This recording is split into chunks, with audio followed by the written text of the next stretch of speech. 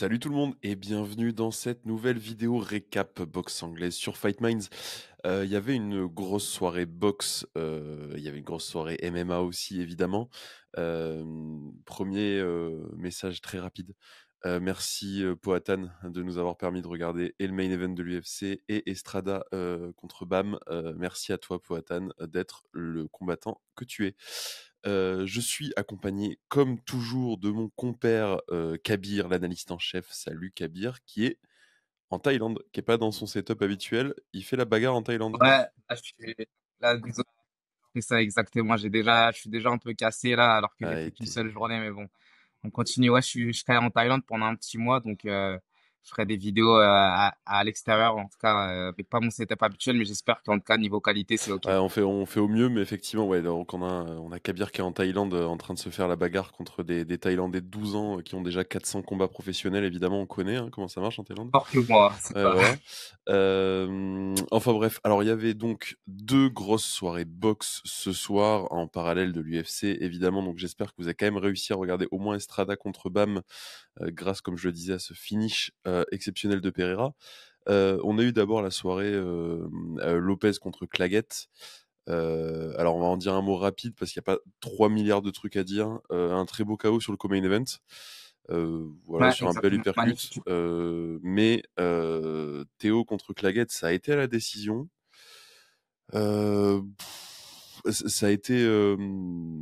Théo a pas été mauvais. En fait, il a fait du Lopez dans le style, mais un peu moins bien.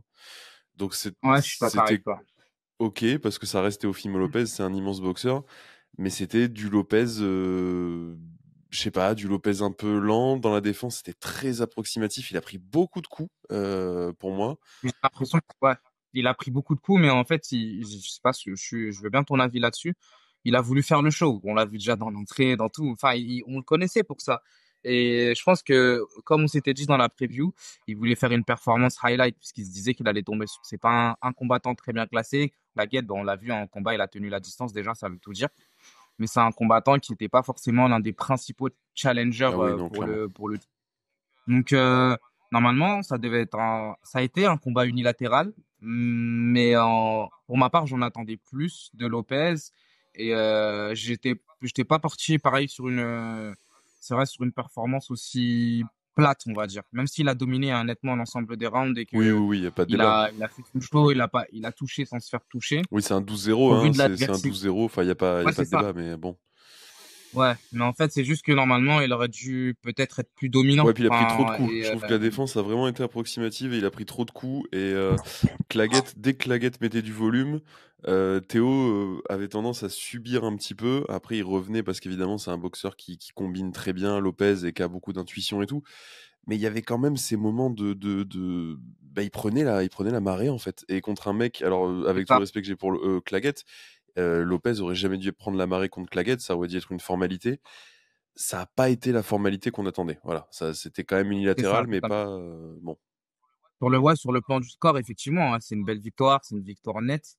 Mais sur la partie vraiment performance et statement dans la catégorie, c'est pas forcément le point le plus, enfin le combat le plus mémorable. Après, de ce que je comprends, j'ai pu suivre un peu les actus à la suite du combat. Il veut encore monter de Ouais, il va catégorie, encore monter. enfin une ceinture de champion du monde dans une troisième catégorie. Donc peut-être que c'était un combat de transition pour. Mais bon, je pense pour lui, on peut plus se focus sur la suite parce que là, Bah, un peu déçu, ce on en combat-là, attend plus de Teofimo Lopez. Donc à voir maintenant s'il monte chez les welter, parce qu'effectivement il y a de la place, il y a de la place parce que ça monte. Et chez les welter, Mhm. les deux épouvantails de la catégorie montent, euh, à savoir évidemment Spence et Crawford. Souley, Sissoko, notre Souley national, a un combat de prévu, là ça a été annoncé cet après-midi, qui est Ah, considéré attends. comme une demi-finale mondiale. Donc c'est très bien pour Souley. Donc est-ce qu'il n'y a pas un Sissoko Lopez qui se dessine dans un futur, Ah, c'est dans vraiment un top. futur Sachant que plutôt proche? Lopez, il a déjà affronté un Français, hein, Sofiane, ouais. j'aime bien cette anecdote que tu nous racontes, son dernier combat Ouais, c'est amateur. Oumia, ouais, qui l'a Donc, battu chez le dernier combat amateur de Lopez, qui était déjà un sacré boxeur amateur. C'était au JO et exactement. Sofiane Oumia, notre Sofiane national, l'a battu effectivement. Donc ça, c'est pareil. Après, Sofiane, lui, effectivement, il boxe en léger.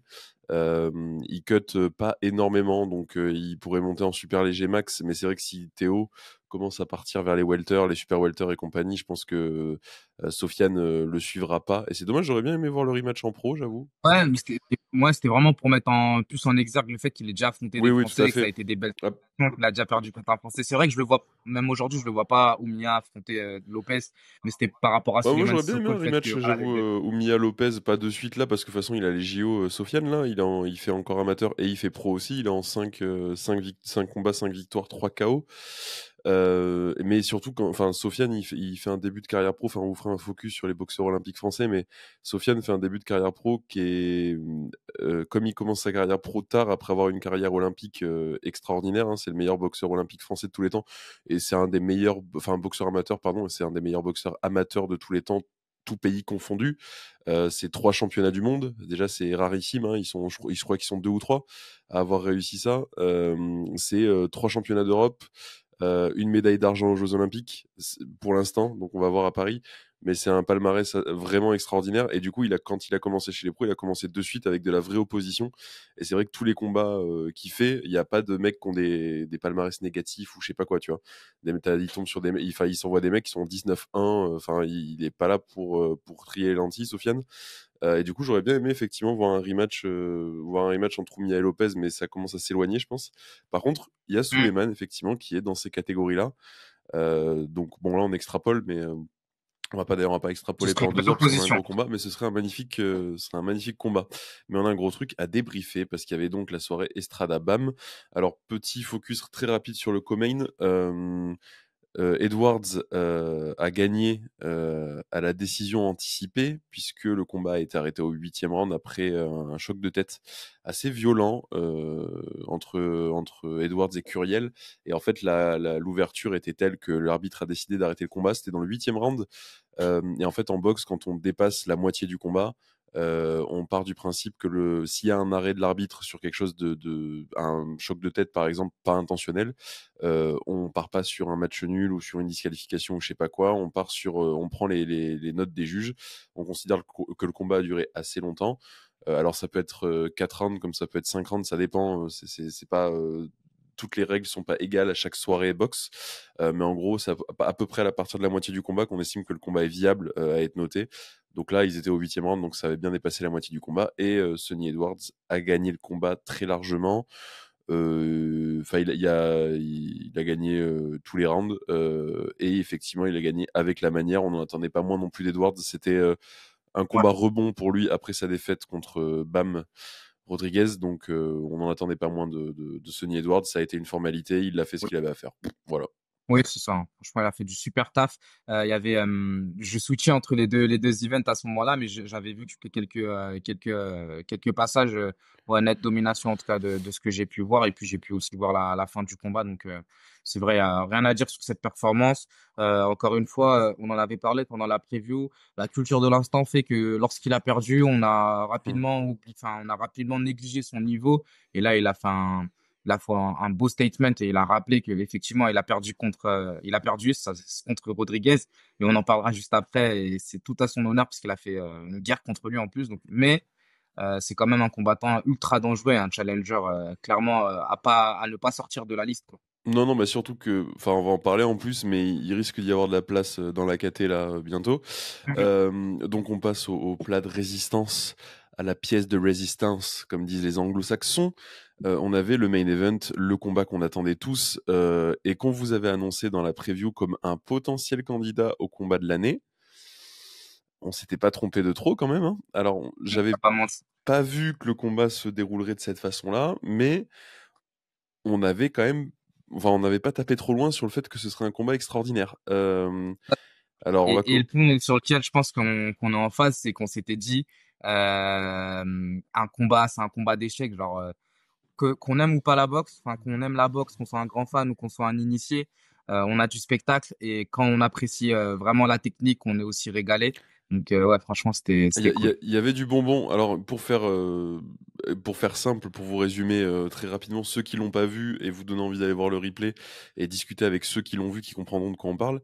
euh, honnêtement, ça commence sur les chapeaux de roue, mais on n'en attendait pas moins ni de Bam ni d'Estrada. On connaissait le niveau des deux, on sait qu'ils commencent tous les deux très fort. Là, il n'y a pas de diesel, il n'y a pas d'histoire de comme chez Loma où il n'y a personne qui commence doucement. Là ça bombarde direct. Ça a été très vite, à partir du deuxième round, ça a été une domination assez unilatérale de Bam, qui a fait un combat parfait, qui envoie au tapis Estrada pour la première fois au quatrième round, si je dis pas de bêtises. Donc on se dit, bon, là, ça va être vraiment compliqué. Cinquième round, c'est Bam qui va au tapis. C'est incroyable. Bon, donc Estrada revient d'entre les morts pour faire un retour digne d'une légende en fait. Hein. Il a Ah, prouvé sur que un clinch c'était, shot, en plus, il a hein. prouvé que c'était un Magnifique. champion, c'est tout. Voilà, c'est de ça que sont faits les champions. Petite pensée quand même pour Fury Usyk parce qu'on parle de combat de l'année. Usyk qui est vraiment pas bien, round 6, 7, il revient très fort au 8 et au 9 il met le down déjà légendaire. C'est à ça qu'on reconnaît les grands champions aussi. C'est qu'ils sont capables vraiment de revenir dans un combat à tout moment et qu'il faut jamais les enterrer. Et preuve en est qu'il fallait pas enterrer Estrada, peu importe la marée qu'il était en train de prendre. Et finalement, Bam Rodriguez finit le combat au 7e round sur un coup au foie d'un autre Parfait. monde. Le coup Parfait. est parfait. Il est en pivot sur une esquive avec tout le poids du corps. Et en plus, et ça c'est horrible parce que ça c'est pas calculé, c'est la vie des fois fait des trucs.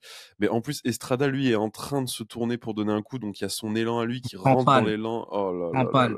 là, En pâle dans le coup, c'est dingue. c'est C'est vrai deux que, bagnoles qui s'attrapent en frontale. C'était horrible.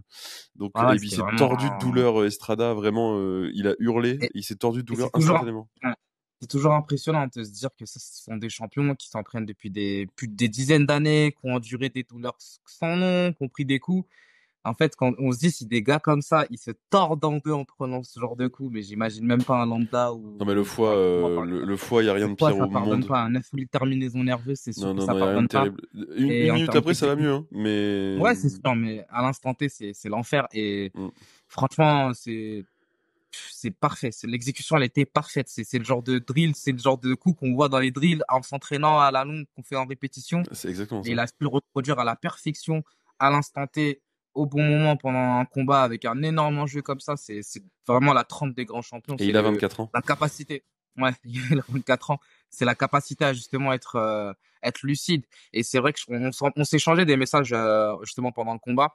Je parlais de sa lucidité et de sa patience parce que à son premier down, il aurait pu faire le requin, essayer d'accélérer, mais non. Il a Il a été été hyper très intelligent. patient, il a été ultra précis, il a pris son temps et il a pas cherché à marteler du coup Estrada et à chercher le gros KO.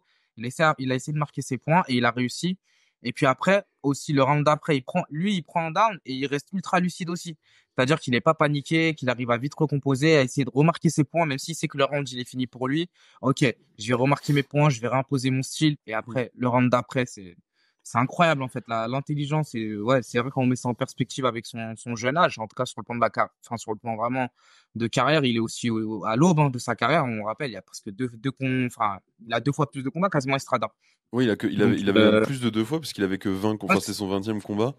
À c'est dingue. Rodriguez, c'est impressionnant. 20e combat, 24 ans. Avoir cette intelligence, cette puissance qui est innée évidemment, cette technique qui du coup va faire que s'améliorer, cette patience, ce ring IQ, tout ça en fait, ça va faire que progresser. Il est pas du tout dans son prime, Bam. Ça, c'est ça la folie. Il est à 4-5 ans de son prime. Je sais pas si on se rend compte.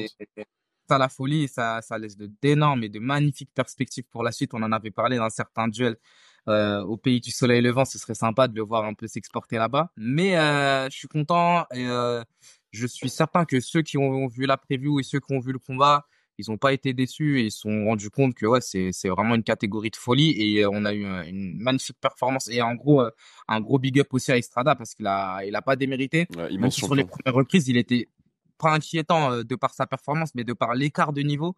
Je me rappelle que j'envoyais un message à l'intérieur. Moi, j'avais une minute d'écart avec Dylan, donc je lui envoie un message. Je dis, ah ouais, c'est chaud pour Estrada quand même. Et là, il est en train de prendre, il est en train de prendre le mauvais ascendant. Et au moment où je pose le téléphone, il arrive à mettre un down sur un contre opportuniste ultra propre, clean shot. Plein Je me dis que menton, magnifique, c'est là, sur le hein, bouton. c'est l'expérience. On se dit, ah ouais, en fait, c'est jamais vraiment plié. Là où, par exemple, quand on regardait Lopez Claguez, c'était plutôt unilatéral. quand on met en perspective Bam Rodriguez contre Estrada, ça n'a aucune. Et c'était vraiment un combat, un vrai combat dur. Et justement, c'est intéressant dans les commentaires britannique qui parlait justement d'un combat à la mexicaine et d'un KO à la mexicaine venant d'un natif, en tout cas des États-Unis. C'était aussi intéressant d'avoir cette opposition de style et ce combat plutôt dur. Et encore une fois, ça me motive et vraiment, j'ai beaucoup très envie de le voir combattre au Japon et combattre en tout cas dans d'autres. Ben, alors, il y a une clause de rematch contre Estrada, parce que Estrada avait la ceinture, etc. Donc, il y a une clause de rematch. Qui Estrada a dit à la fin du combat qu'il l'activait. Ça arrive souvent, ça, quand un boxeur perd à la fin du combat, quand il est dans l'interview dans le ring encore et qui dit qu'il active la clause de rematch et qu'il l'active jamais. Surtout quand tu prends une rouste, je pense notamment à Spence contre Crawford, où Spence a Ouais, répété à qui voulait l'entendre qu'il activerait la clause de rematch et il l'a pas fait. Et il le fera jamais parce que, bon voilà, il sait très bien, enfin, que c'est pas une erreur, c'est pas le combat, c'est pas juste qu'il arrivait pas en forme ou qu'il arrivait, qu'il était pas dans ses pompes ou quoi. pas le C'est bon juste que soir, ouais. c'était, voilà, il y avait une vraie différence de niveau. Là, c'était pareil ce soir, malheureusement, pour Bam Estrada, c'était un combat magnifique, mais Bam était quand même vraiment un cran au-dessus, même 2 crans au-dessus. Et du coup, il a dit qu'il activerait. Ça veut pas dire qu'il va forcément l'activer. Bam a dit qu'il accepterait de toute façon la clause de rematch sans broncher, qu'il accepterait de boxer contre absolument n'importe qui tant qu'il y avait une ceinture ou quelque chose à en tirer. Enfin, il a raison, maintenant, il est champion dans 2 catégories, donc pourquoi pas. Et effectivement, on lui a posé la question, Chris Mannix, le présentateur donc DAZN, consultant DAZN, lui a posé la question par rapport au combat contre Inoue.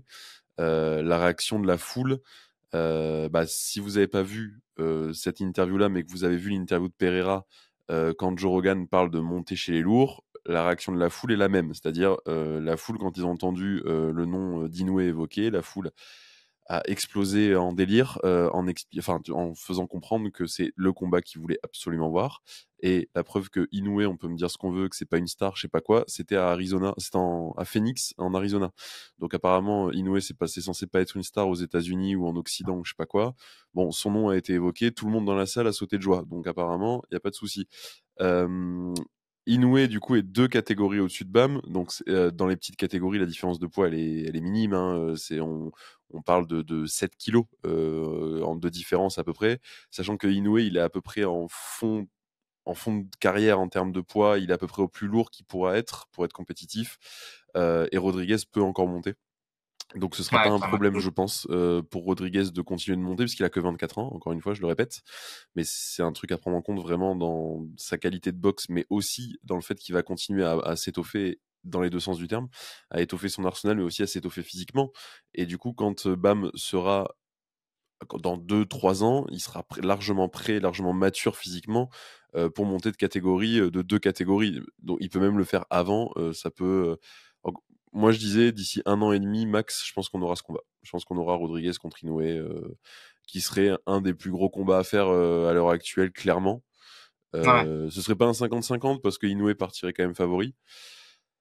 Par rapport à ce qu'il a déjà prouvé, par rapport, enfin voilà, Inoue, undisputed dans 2 catégories.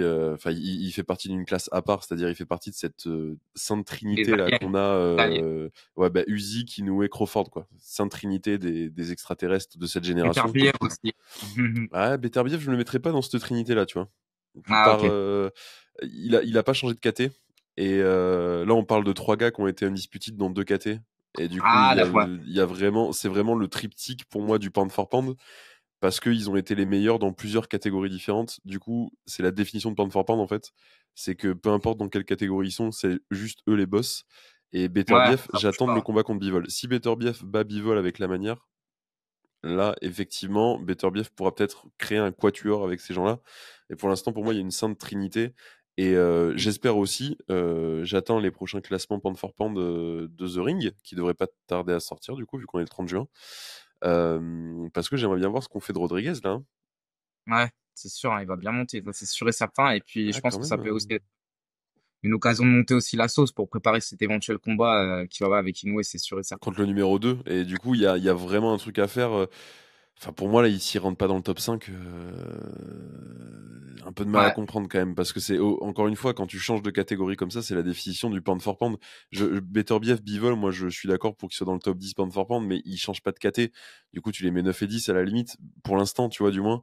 Mais là, typiquement, Rodriguez, force est de constater que partout où il passe et tous les combats qu'il fait, même contre des champions du monde, même contre des légendes, j'irais pas dire qu'il les ridiculise, mais il a ce truc qu'ont les très grands, et on en parle souvent sur cette chaîne avec Kabir, c'est faire passer le mec d'en face pour un mec lambda, banal. Quand tu combats contre un mec d'un niveau, encore une fois, un champion du monde ou une légende, et que tu arrives à le faire passer pour un pécor, je suis désolé, mais c'est ouf. ouais, c'est super. C'est pas l'apanage de tout le monde, ça. Et pour moi, c'est ça qui fait les très très grands. Et là, Rodriguez, il a que 24 ans, il est déjà en train de rentrer dans la cour des très très grands. Il a déjà un palmarès extraordinaire. Il a tout ce qu'il faut d'un point de vue intelligence, d'un point de vue technique, d'un point de vue hygiène de vie pour devenir une légende absolue de la boxe. Et c'est C'est ça, cool hein. de pouvoir Surtout pour les assister à son prochaines années. épopée, quoi. Ouais, surtout pour les prochaines années, parce qu'en fait, on le présentait jusqu'à maintenant un peu comme le destructeur de légende par rapport à justement tous Ben les beaux oui, oui. combattants qu'il avait eu. Et là, en fait, il faut qu'il ait une nouvelle image, en fait, qui devienne au-delà de la personne qui bat des légendes, qu'il arrive à être la personne aussi qui bat des combattants, les combattants actuels et les meilleurs actuels. Et forcément, quand on vise par rapport à sa catégorie, à son poids et à la suite pour lui, Inoue, c'est clairement le nom qu'il faut qu'il essaye d'apprendre. Ah ouais, Qu'il c'est le essaye boss de d'apprendre. fin. C'est le boss de fin. Ouais, c'est ça. Hmm. Mais Clairement. avant ça, encore, ce qu'on se disait quand on faisait le passage, moi, je relance aussi par rapport à la vidéo sur les différentes catégories. Justement, tu dis qu'il y a deux catégories d'écart. La catégorie dessus aussi, il y a pas mal de Japonais qui pourraient Ouais. affronter. Je me dis que peut-être un combat de transition au Japon Nakatani, il contre est juste au-dessus, du coup, non? ouais, Ouais, Nakatani, c'est il est ça. au-dessus, il me semble. Et donc, ça pourrait être pas mal. Des combats comme ça. Enfin, après, il faut voir justement comment ça va s'avancer. Nakatani Donc, Rodriguez. ce serait un gros fight aussi, hein. Waouh. La folie, hein. Hmm. Ouais, Ou le petit frère Inoue. à voir. Après, il y aura une Ouais, revanche. ah ouais, et t'écris un shonen, quoi, tu vois. Donc, C'est ça, vraiment manga, là. ouais, non, mais ouais, non, Nakatani, ouah, Nakatani Rodriguez, ce serait fou comme combat, ce serait fou.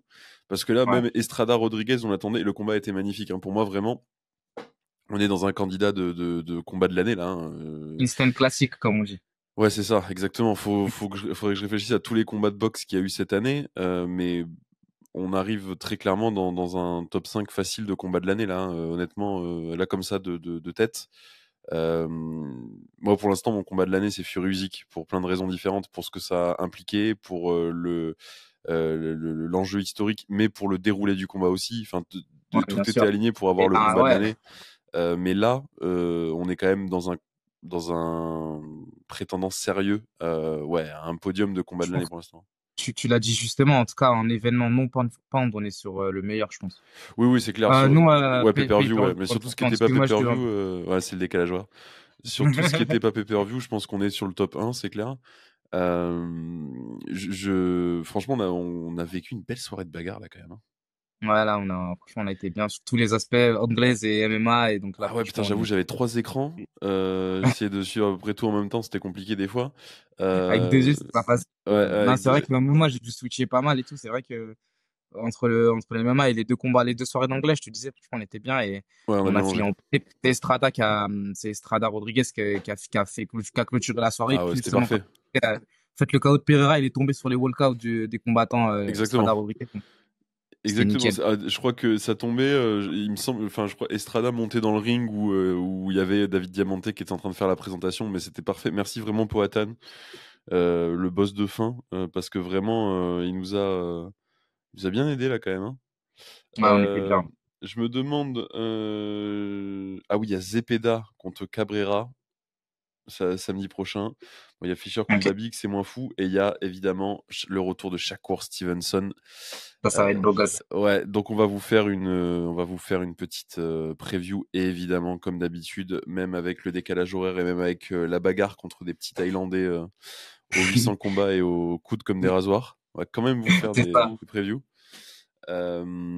Voilà, je pense qu'on a à peu près tout dit. On va pas rentrer dans le détail de l'analyse technique round par round ni rien.